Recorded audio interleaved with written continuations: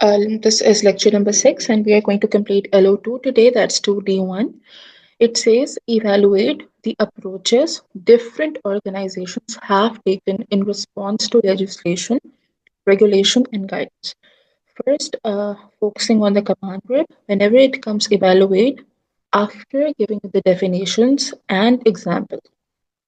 You are going to discuss about 5 strengths and weaknesses each, 10 similarities and differences, judgment, and a conclusion or a recommendation, whatever the requirement of the question is.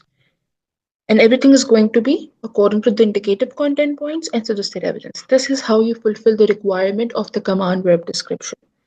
Now, what the question is asking us: approaches, techniques, theories, possible ways, which different kinds of organization types, structures use in their daily lives, in their daily decision making structures as well. And in the correspondence of legislation, again, all the laws, regulations, instructions, penalties, taxations, boundaries given by the government and the governmental bodies. That is what we're going to talk about today. Again, the points are from indicative content. Organizations across industries have developed varied strategies to comply with legislation, regulation, and guidance while balancing their operational goals and stakeholder interests. Now, here what they're saying is with abiding by every law and accepting it, we are going to work with the goals as well and the objectives as well of the organization and keeping the stakeholders, both internal and external, happy. Now, this is a big responsibility for the organization to keep everyone happy and to keep the interest as well. Key laws and their relevance to organization. The Environment Act 2021. Mostly these would be probably about UK because of the degree. Aims to improve air quality, reduce waste, and enhance environmental protection. Now, what the Environment Act is all about? It is about to improve the prevency about the air quality, air condition, and wastage reduction due to immense use of plastic and using the recycling instead, and enhance the protection as well to make the birds and species a space for environment. Organizations are required to implement sustainable practices, including the wastage reduction and biodiversity enhancement. Just to curb and to increase the longevity of the environment for a more years, what we are more into the sustainable practices, abiding by the SDG goals as well, all the 17s, and we really want that the wastage should be controlled. We cannot eliminate it, we can only control it, we can reduce it, and with that, we should do the what do we call that? Recycling too. Then the UK Companies Act 2006. It requires organizations to adopt transparent governance, that is, everything should be um, equitable, opaque, translucent, nothing should be hidden, everything should be shown to the public, to the general people, including corporate responsibility and accurate reporting. CSR or the simple CR, it's way too necessary. The profit maximization is the goal of organization, but the responsibility for making the environment a safer place for both the culture and the people living in it. It's important for the companies as well to follow the rules and regulations and accurate reporting, reporting about the trends, past performances, and what we can do in the future. Forecasting. Audit reform in the European Union 2014 strengthens the financial auditing standards, focusing on transparency and the independence of auditors. Again, if this point is specifically for the accountants and for the finance department, because ultimately everything is controlled by them. If we do not have enough reserves and budgetings and finance, we cannot proceed with the project, nor we can give the salaries, nor we can do the mergers and acquisition, or even to expand the business. So auditing is important. Then Employment Rights Act 1996. It protects employees' rights related to the wages, contracts, and unfair dismissal, ensuring the workplace fairness. Whenever we sign up for the job, after reading the JD, that is job description and specification, we are signed with the contract as well. In that Rights Act, it's our responsibility as an employee to know what is our rights, what are our rights, and how we can proceed them, how we are able to talk about them.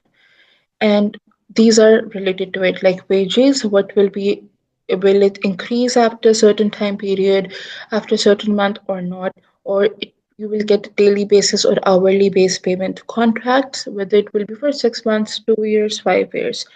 Unfair dismissal without any solid grounds, you nobody can fire you up. Ensuring workplace fairness, that is working on the environment of the working place, the culture. Environmental Impact Assessment 2017 mandates the businesses to assess and mitigate their environmental impact before starting their projects. Before overpowering with new projects with new commitments, it's responsibility of the employees, managers, stakeholders, and the company itself to know what kind of environment they are proposing and what kind of environment they will be into soon. It's very important because somehow, if you really want to acquire a business, another business, you need to first see the culture and the environment of that organization. Ma'am, Hazardous, can you repeat once again? which point? The environmental impact assessment, ma'am. Once again. Okay. Here, when we really want to acquire another business, we want to do a merger or acquisition, it's important to see the culture or the environment of the other organization as well.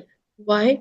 Because your organization can differ and their organization culture can differ. Both can differ. So just to see that whether you can actually cooperate, you can actually adjust in it, we need to analyze it. And that is important under the environmental impact assessment. And because maybe you are conscious about environment, EPC, franchise, or a company, but the XYZ is not into sustainability or corporate social responsibility. So it's not going to be a good job or a good decision to take over another organization. Hazardous waste regulations. It focuses on the safe management and disposal of hazardous waste. That is, as I told you, you cannot eliminate wastage, but we cannot only reduce it because some things and some components they do produce waste and we cannot do anything about it. We can only control it. So this act actually helps to regulate it. Clean Air Act 1993. It enforces the limits on the emissions and air pollution to improve the public health and environmental condition. That is encouraging carpooling, less usage of cars, more people should use the bicycles and use the pedestrian ways. Why? Because it's possible we can walk as well to the nearby locations rather to use cars just for one person. To accommodate people in one bus, that's also a good option. There are so many things. Why to use personal cars all the time? Although that's a trend right now, every person in even in a house, your brother, your sister, your mother, your father, they own their own cars. Whenever they want to go out, they do. But that's somehow leaving a bad impact on the environment. And you can easily see that in the COVID 19. When the cars were stopped, everything was so flashly cooled down. The environment automatically got healed. The fresh air, the sky was more clear. So these were due to the effect which we produced, we human, after the COVID 19 and during it as well. Now we are moving towards the approaches taken by the organizations. Environmental compliance and sustainability. Again, all the rules and regulations with regards to sustainability factor. For example, IKEA. The company has adopted sustainable forestry practices in response to the Wildfire and Countryside Act 1981 and the Environment Act 2021. So this is an organization, IKEA. Everybody is well known about it. And they're using two acts in their organization. One is the 1981 and the other one is 2021. They are aiming to source all wood and paper products from the sustainable forest by 2030. Somehow, we do use recycled paper, we are using it in our daily lives as well, but the usage of the paper and cutting of the woods cannot be totally eliminated. We are still depending on it. And they are aiming that by 2030, still more 5 years, they are going to totally eliminate it. Strength. It builds brand loyalty among eco-conscious consumers and reduces long-term environmental risk. Obviously, the people who are more into saving the environment, they are aware that why these things are necessary to cope up with the environment, sustainability factors, CSR factors, goals. They're going to promote it. And the organizations which openly welcome these things, they people, the consumers, they are more loyal to them. Second, reducing long-term environmental risk, and definitely it helps the environment to have a fresh air and to sustain for a longer period of time. Weaknesses: high cost for auditing supply chains and sourcing sustainable materials. Why, when we talk about environmental regulations and sustainability, the cost factor is high. The reason is, first, we need to make awareness. Secondly, the things which we need to allocate the resources and the budgeting is quite high. That is why it is very, very expensive to install sustainability, to instill it in every aspect of our act in the organization. Similarities with the competitors, your um, like the one which are doing the same business in your field. Like IKEA, we have Unilever and Patagonia, these specific organizations. What they're doing, they're also focusing on the sustainable sourcing and renewable energy. Now, sourcing here is not only about the products and raw materials, it is going to be from every aspect which is being in the organization. Whatever we are making sure that should be entered in the organization, they should be sustainable more towards um, sustainability and renewable energy. That is, we can go for the biodiversity there. Okay. Then we have corporate governance and financial transparency. For example, BP. After the Deepwater Horizon oil spill, the BP committed to improved financial transparency and environmental accountability, aligning with the UK Companies Act 2006 and Audit Reform 2014. Now, these again two are the two acts. This was happened in before 2006, that an organization was not able to curb with the oil spill and it was a big disaster, and they actually faced huge loss and a blackish from the consumers and from the different variants of the competitors too. The strengths, why they're doing it now: first, to enhance stakeholder confidence and better risk management. If your stakeholder entities, your board of directors, they are not confident enough and they're not helping you, the like organization, the entrepreneurs, the main one, to help them out in the difficult situation, then how we can actually depend on them? Because somehow they are the one who are investing us. Then better risk management. We in this these kinds of organization, even in the coal organizations, in which they do the coal mining and stuff, it's important to always have the contingency plan with them. If the situation is bad, what will be the measurements? So these strengths should always be discussed openly. Weaknesses: regulatory compliance may require substantial investment in reporting systems and external audits. When you're working on the finance, talking about the statements with the auditors to know the financial health of the business, it's way too important that we should rely with the regulations too. Everything should be according to law. If it's not, then definitely at some place, at some stance, there is going to be heavy penalty and taxations, and it is going to cause bad will, damage to your goodwill as well. That is bad reputation problem. Employee rights and fair treatment. For example, John Lewis Partnership, it adheres to the Employment Rights Act 1996 by offering fair wages and shared ownership schemes for the employees. That is, they're going to get the equilibrialized wages, men, women, no differences at all, and they can have an ownership in the organization. This means that this organization is offering the open, what do we call that? Stakeholder buying the shares and authority in the organization. Strength boosts the employees' morale and reduces the turnover. Why? Because they feel more important. They're going to work for the payments because they're getting the fair wages, but with that, they're getting the ownership as well in the decision making processes and in the organization. And definitely, it reduces the turnover rate. Turnover rate of whom? The employees. They're not going to leave the organization redundant. The absenteeism rate is going to be less. Weaknesses: high payroll cost may affect profitability. Why? Because of the daily expenditures going on. It's not easy to manage the cash inflows and outflows all the time. Outsource.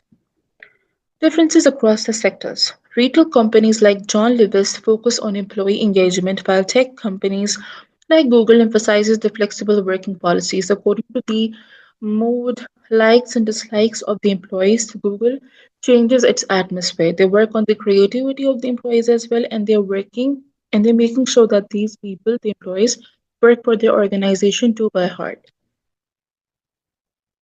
Perspective changes. Pollution control and waste management. Tata Steel, Tata, I think. Yeah. Responded to the control of, I think it's an Indian organization, right? Responded to the control of pollution, that is oil storage regulations 2001, by implementing the advanced waste management system to prevent pollution. Obviously, if an organization is into more pollution, they are generally having the pollution problem. So what they can do, they can use the measurements, which is doing the reduction and making it show that they are reducing it to such an extended level that it's easy for the others too to work in this environment and in this industry. Strengths. Ensures compliance and avoids hefty fines. Again, when you're going to follow every rules and regulation, you're not going to find by penalties and taxations and stuff. Definitely. Weaknesses. Retrofitting older facilities to meet new standards can be expensive. Why? Because when we are doing the fitting, it's very important that it's not easy. You are moving with one thing and you're jumping to another. We are into CSR, we are into sustainability, we are into reducing the waste management and the reduction. It's very important to manage the finance as well and to adjust with the new policies as well. It is expensive, but we need to do it, and we do as well. The big MNCs. Comparison. Similar efforts have been undertaken by chemical companies like BASF to align with the hazardous wastage regulation 2005. So it's not only the one company in a whole world. Different companies with different sectors and industries, they are working on some kind of acts. And this is the only reason they are actually survived till this time too. Many companies cannot survive in the environment. They just get out of the whole penetration process. It's not easy at all. Addressing climate change commitments, Apple. It uses the renewable energy in all facilities globally, aligning with the Climate Change Agreements 2006, because their franchises, their manufacturing is going to deep strength. It builds a competitive edge in the sustainable technology market. Why it has a competitive edge? Because they're always working on the improvement on the research and development department and on the product line as well. Aesthetics, colors, features, everything. Weaknesses. Initial investments in the renewable energy infrastructures are high. Why? Because it's expensive, but the cost is redeemed after a certain period of time. It's not possible that you are spending large amount in chunks of money and you're not going to get the return. You will, and it is going to be in double amounts and sometimes in triple, but you need to wait for it. Strengths and weaknesses of the approaches. Now, this is the amalgamation of complete approaches which we did today. Strengths. It ensures the legal compliance, avoiding penalties and reputational damage. When you're going to follow all the rules, laws, and regulations, abide by the government to your sector, to your organization and industry, then definitely you're not going to be in the hot water in the end. It enhances the brand image, that is, your reputation among the consumers, attracting the eco conscious consumers and investors. And people who are more into these kinds of companies, they will be more attracted to you. They will buy things and they are going to do the word mouth in a good perspective. It fosters employee and community trust by prioritizing the ethical operations. Why it works on the employees too, with the keeping in mind the consumer factor as well. Because employee too are equally important. When you are making them happy, they will be motivated, your profit is going to be boosted up, and the working environment is going to be healthy. Weaknesses. High cost for the compliance measures, that is, to abide by every small stringent to it, we need to follow everything, and it has a cost, such as sustainable sourcing, from where you are getting your raw materials, your factors of production, everything, or advanced reporting system. What are the key factors which you are using in your company for the auditing, for researching, for doing the comparison, for doing the measurements which make you keeping ahead in every aspect? Complex regulations may lead to unintentional non-compliance. The one regulations, they're difficult as well because every organization cannot follow each and every regulations. It can be difficult and it's costly too. But what happens sometimes it makes you feel like that you are not abiding by the law and there are problems in the organization and the organization gets seals too. Resistance to change with the organization may slow adoption of required practices.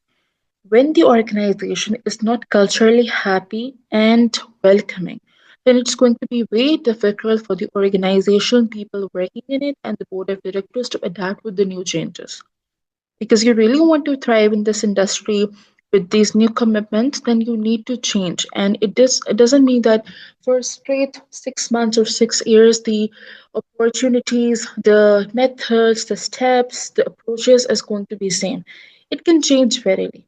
So we need to work on that. We should be more friendly towards the adaptation.